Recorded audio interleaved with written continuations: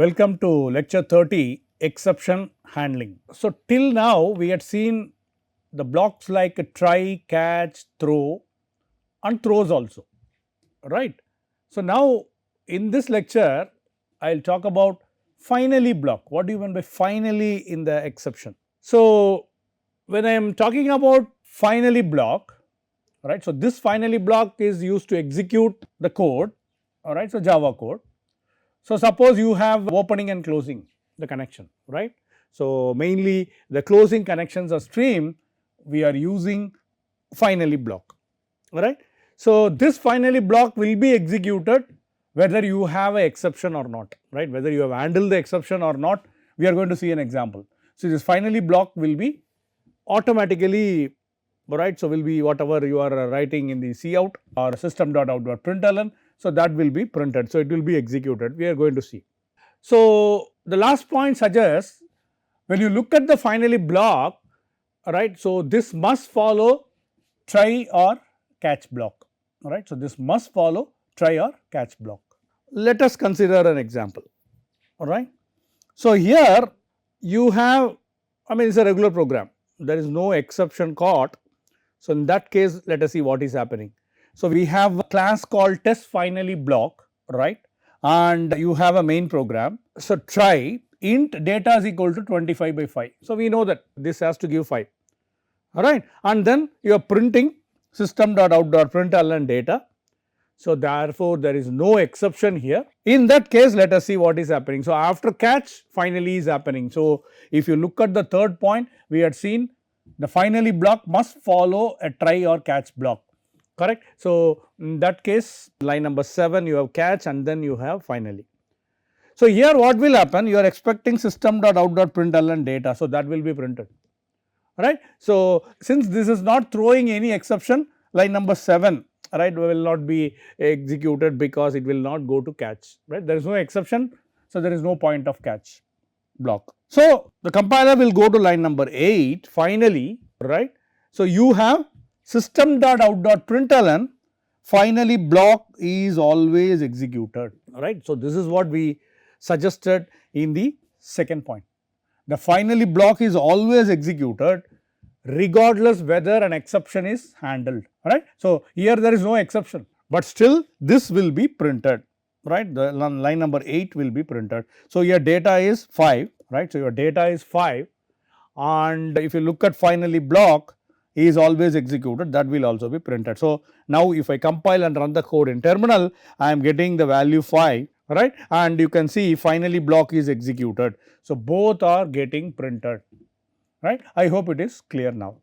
In the case of exception is not being thrown, this is an example where the exception is not being thrown. So, now you may ask the question, what will happen if there is an exception, right.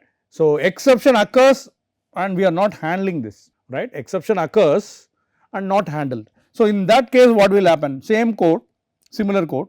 So, 25 by 0, right. So, here you go 25 by 0, right, data is equal to 25 by 0. So, we know the exception will happen, right. What is the exception? Arithmetic exception. But unfortunately catch we do not have any arithmetic exception, that is why if you look at the title exception occurs and not handled, right. So, in the standard Java exception, so that will be printed. So, what it is printing, java.lang.arithmetic exception divided by 0, right. So, this is inbuilt call, right, the standard that in fact we had seen some of the standard C++ exception, right. Similarly, I mean this is the case of Java 25 by 0, when you put, assume that you do not know anything on exception, you know you will get the runtime error, right, that runtime error is nothing but exception error, okay. So, this is exception error in Java and we are not handling, as a programmer we are not handling, correct. So, this will be thrown and more importantly look at, right. So, we have finally is being executed, right. So, you can see the output here, finally block is always executed, correct, finally block is always executed, but line number 9 we have one print statement, right, rest of the code it will not go, right. So, this is the difference, line number 8 is being printed, but line number 9 is not being printed, alright. So, line number 4 you have an exception 25 by 0. We know that that is arithmetic exception, but this is not being handled. If you look at line number 7, I have used null pointer exception, alright, but null pointer exception is not occurring. So, this exception is not being caught by any catch function, right. So, therefore, the system itself is automatically throwing the exception, which you call it as a arithmetic exception, right. So, that is being thrown by the system, you can see that, right, exception in the thread, right. So, which is nothing but the arithmetic exception, which is nothing but divided by 0, right, that is a divided by 0 exception is occurring at line number 4. But if you look at the finally keyword in line number 8, so that particular block is executed, and if you look at the output, finally block is always executed, I mean is there as output, whereas line number 9 rest of the code is not there, right. So, I hope you understood. So, finally will always be executed irrespective of exception is handled or not. So, now assume that we are handling this exception, correct, we are handling this exception. The previous example is suppose we are not handling the exception, right. So, in this case assume that we are handling the exception 25 by 0, line number 4 you have 25 by 0 and you are trying to print the data. So, that is arithmetic exception. So, the arithmetic exception occurs at line number 4, and if you look at my catch block, we have handled arithmetic exception E system.out.println, the message will be printed, right. So, whatever the message arithmetic exception is having, that will be printed. So, this is nothing but, alright. So, this is the one where the system already has. So, what the system already has, java.lang.arithmetic exception slash, that means divide by 0, right. So, this case you can see that, right. So, this will be printed, right. So, now line number 8, yes, irrespective of that, even the previous example we had seen line number 8 was printed, right. So, system.out.println finally block is always executed, right, line number 8 system.out.println finally block is always executed, alright, and then finally your system.out.println you have rest of the code, correct. So, you have rest of the code. So, that is also being printed here, whereas in the previous example we had seen we have not found this line number 9, it is not going to line number 9, there is an exception, it is going out, that is it. But only difference is whenever you have the finally block, that is always executed. So, you can think of, we are going to see case study soon, right. So, whatever be the case, whether the student is admitted or not, or passed or failed, finally you can put some system.out.println, something you can always print, right, even if it is exiting, alright, even not only arithmetic exception, any other exception like a null pointer assignment or, right, whatever exception that we have studied, if it is occurring, but you put finally keyword, right, the finally block is always executed, right. So, obviously finally block is executed will be printed. Apart from that, the rest of the code, right, the rest of the code which is also being printed, right. So, I hope it is clear now how the finally block is working. So, now we use this, right, all exception handling blocks like a try, throw, catch, throws. Also let us consider finally block also, right. So, let us see this particular case study. Suppose you want to divide two numbers, right, entered by the user. If the second number is 0, an exception will be thrown, right. Since division by 0 is not allowed, right, we know division by 0 is not allowed. So, regardless of the outcome, you want to always print a message operation completed, alright. So, when you get this kind of question, so whatever be the case, so what will happen, assume that I do not know exception. So, a divided by 0 or a by b, c is equal to a by b and my user input b is equal to 0. So, what will happen, exception, and I do not think you can print this operation completed even with system.out.println statement, only system.out.println, right. So, regardless of the outcome, you want to always print a message saying that operation completed, right. So, only when if you use finally, right, the Java finally, so then we can able to handle this problem, right, or we can able to handle this kind of problem. So, let us consider, right. So, I have import all the utilities lang and input output. You have the driver class division example, I have the main program, right. So, I am going to take some input from the user, alright. So, let us consider num1 and num2 and result, right. So, it is basically a division, alright. So, take two numbers and the corresponding result. So, now let us try system.out.println, enter the first number. So, you are taking the input from the user. Similarly, I am taking the second input from the user, first input and second input stored as number 1 and number 2, and here result is equal to num1 divided by num2, right. So, there is always possibility that it will throw the exception.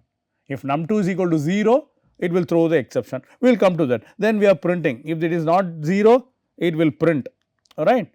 So, if there is an error, it will be caught by this exception, right. I mean to say, if there is an exception, it will be caught by this exception, and then it will print error cannot divide by 0, right. And more importantly, we use finally, right. Finally, operation completed. So, let us assume I am giving two input, one is let us say 25 and 5, assume that I am giving 25 and 5. So, tell me what will happen. So, if I give 25, num1 is 25 and num2 is 5, right. Num1 is 25 and num2 is 5.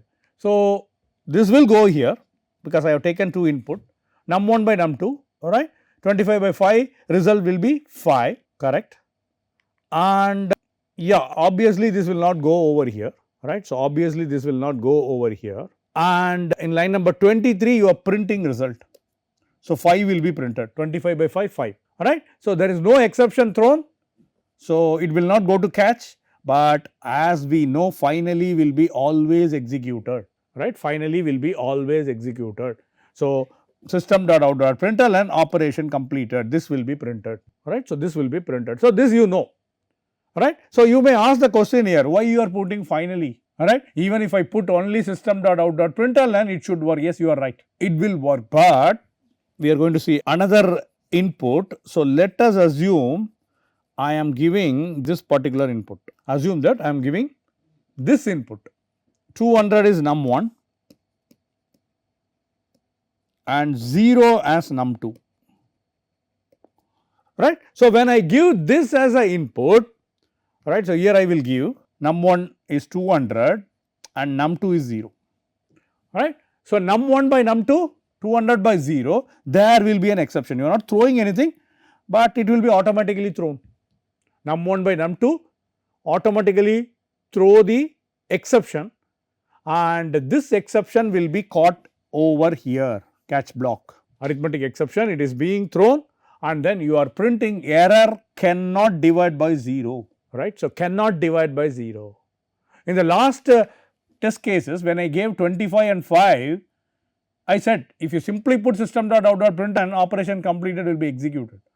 But in this case, as we already seen an example, right. So, if I do not put finally, it will not go to the system.out.println block at all. So, my program is saying that whatever be the case, I have to print operation completed, right. This is the reason we use the finally keyword.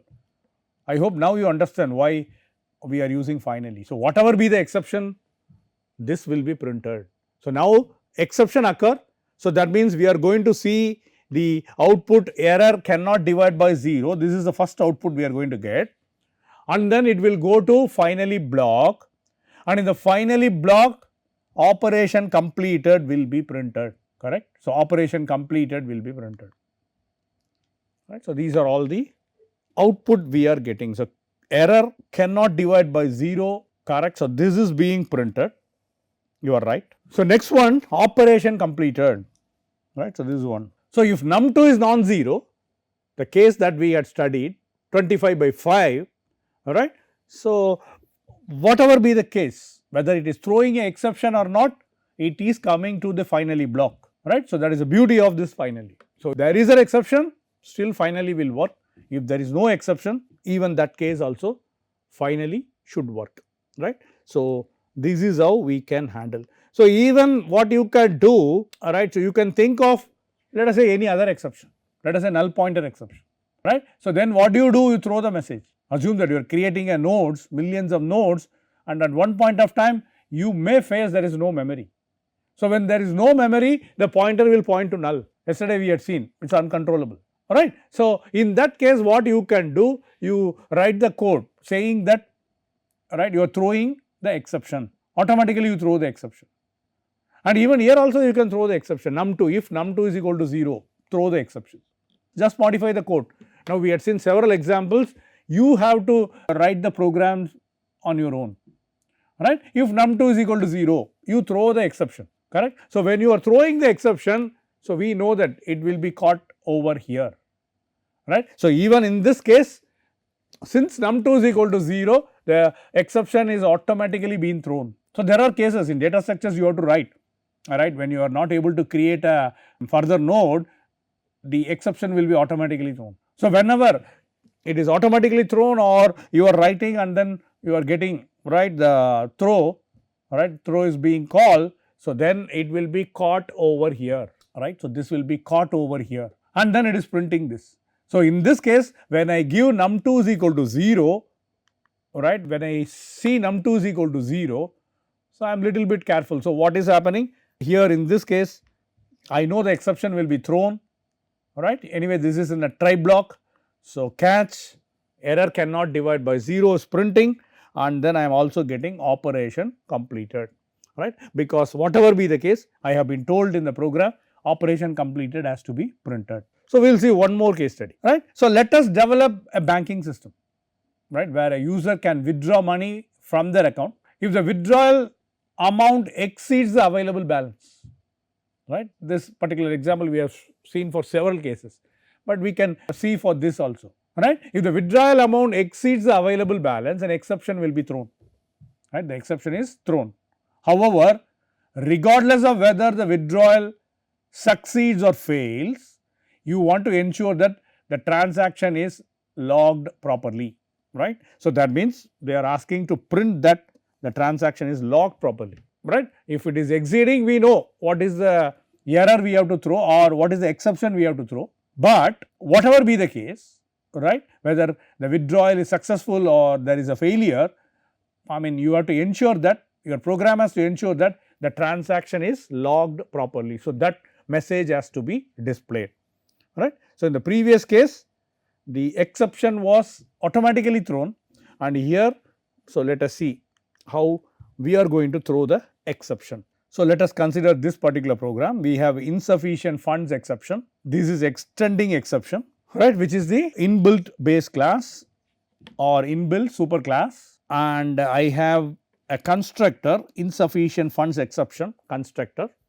right. So, there is a message whose data type is string and then it will call the superclass constructor, right, by passing message, fine. Now, you have class bank account, right. So, you have class bank account, so which is a private member data double balance, right, and you have the constructor bank account passing one argument, therefore, it is a parameterized constructor, and insufficient funds exception, this is also parameterized constructor, right, and initial balance is assigned to this dot balance, right.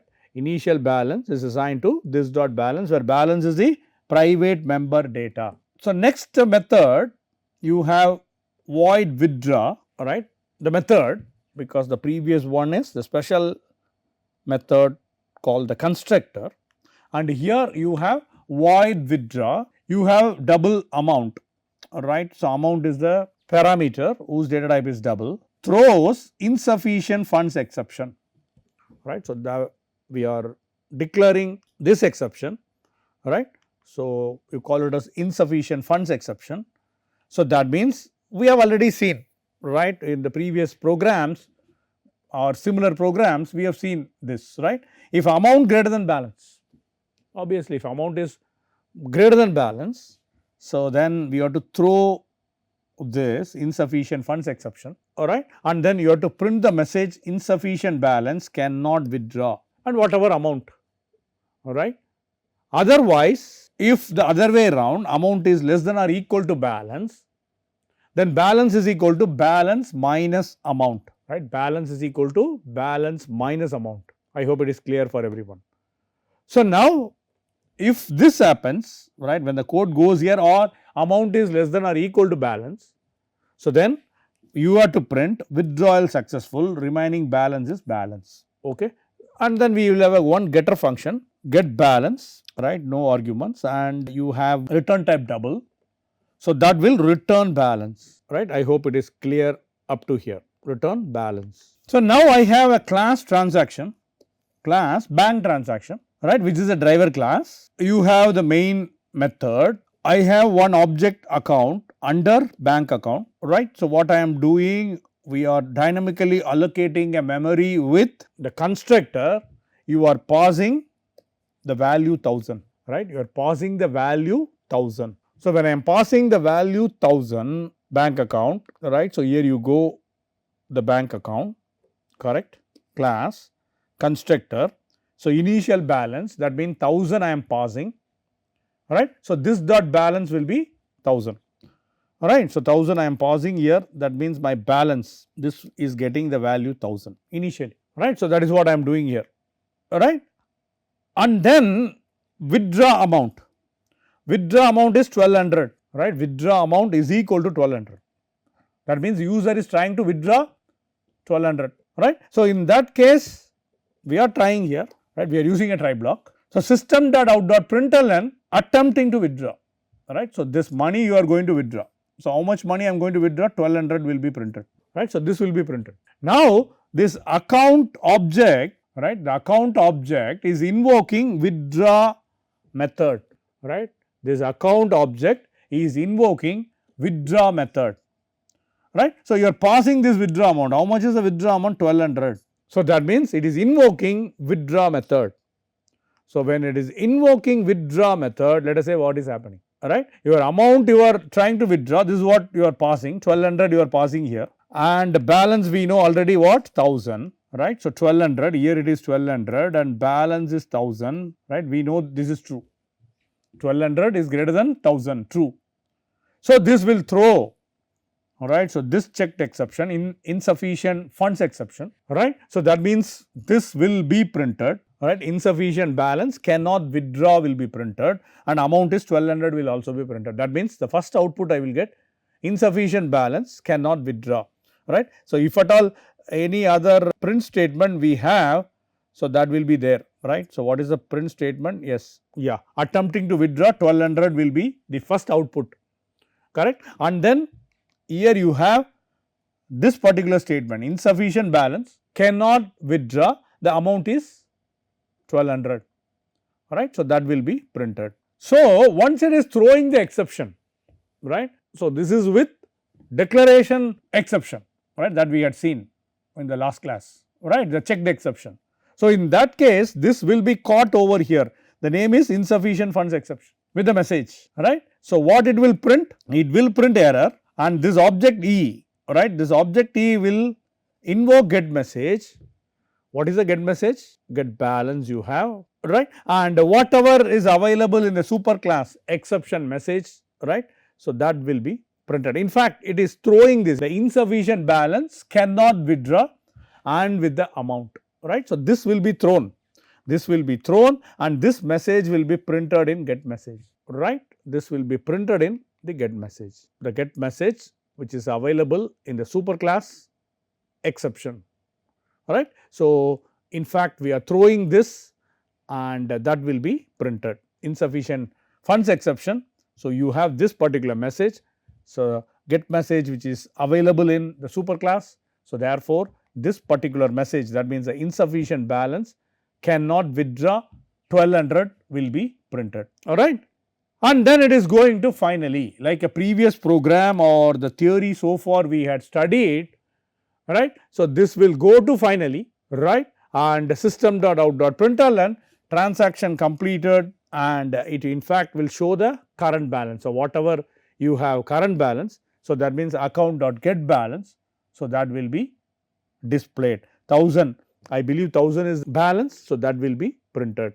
So, you can see what are all the output we are getting, alright. So, in fact, here we are printing error, so that will be printed, and as I said, the get message is nothing but this one, insufficient balance cannot withdraw that particular amount. The first one we have already printed, attempting to withdraw 1200, correct. So, this will be printed, and in the next case error, this message will be printed, right, insufficient balance cannot withdraw 1200, and finally the transaction completed will be printed, right. So, this is the one in the finally transaction completed and the current balance is 1000 will be printed, right. So, this is all about your keywords in Java, all right. So, try, that means in the exception, error handling exceptions, what are the keywords we are using? Try, catch, throw, throws, finally. So, all the examples that we had seen. And in the case of standard error or standard exception, we have seen try, throw, catch block in C++, right, only try, throw, catch, there is no throws and finally in C++, right. So, here I have taken one particular example, overflow error, right, one particular standard exception, right. So, we will see this. So, what will happen, assume that you are multiplying two numbers, right. So, you are passing those two numbers, when I take the integer there will be a limit, right, the maximum, right. If it is a 32-bit system or 64-bit system, you have the range minimum and maximum. So, assume that I am handling based on this function the maximum number. So, when you are multiplying A star B, right, assume that I am taking a maximum number, both A and B, assume that A and B are both the maximum. If I multiply, that will definitely go beyond what is the maximum, both are maximum and then I am multiplying, or even that example that we are going to see, let us take 50,000, A is 50,000, B is 50,000. When you multiply, it may go beyond this. So, when I am dividing by B, if it goes beyond A, right, A greater than this, correct, I mean A is going beyond this maximum by B, right. So, then you will have the overflow error, and this is one of the standard errors. You just go through the slides that we had seen, all right. So, I took few examples when we are dealing, all right, C++, and today's class I have taken this particular example, overflow error, right. So, if one of them are true, right, if one of them are false, correct, if one of them are false, the overflow error will occur. So, if A greater than 0 and B greater than 0 and A is, all right. So, that means we are taking two, let us say, non-negative number, all right, and if it is not satisfying this, there will be a overflow error. So, we are printing overflow detected, otherwise you simply return A star B, multiply two numbers, right. So, let us consider try x 50,000, y 50,000.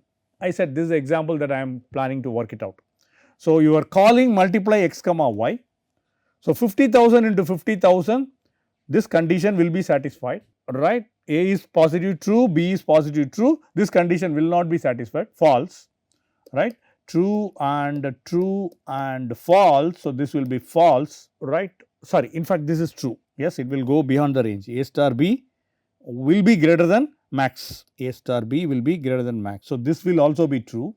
So, true and true and true, so it will go inside. So, that means it is throwing overflow error, all right, it is throwing overflow error. So, overflow detected will be printed, all right. So, that will be correct. So, that will be printed, right. So, what is happening? So, this will catch, right, because exception will be thrown by this function. So, that will be caught over here, all right, and then error, and also we had seen many times E dot what, right. So, that means whatever the message in Java also we had seen similar one. So, what? So, overflow detected will be printed, that means error overflow detected will be printed. So, when I run the code, I have to get this output, that is what I said, error overflow detected will be printed. So, here all the conditions are true, A is positive 50,000, B is 50,000 and A star B when you take, it will definitely go beyond the maximum, right, beyond the limit, correct. So, when it is going beyond the limit, so you are passing this information, that means you are throwing this exception. So, this exception will be caught over here and E dot what we had seen several times. So, that means this will print this particular information. So, that means you can see that error will be printed and overflow detected will be printed, right. So, with this we have seen the complete error handling exception both in C++ and Java. Thank you.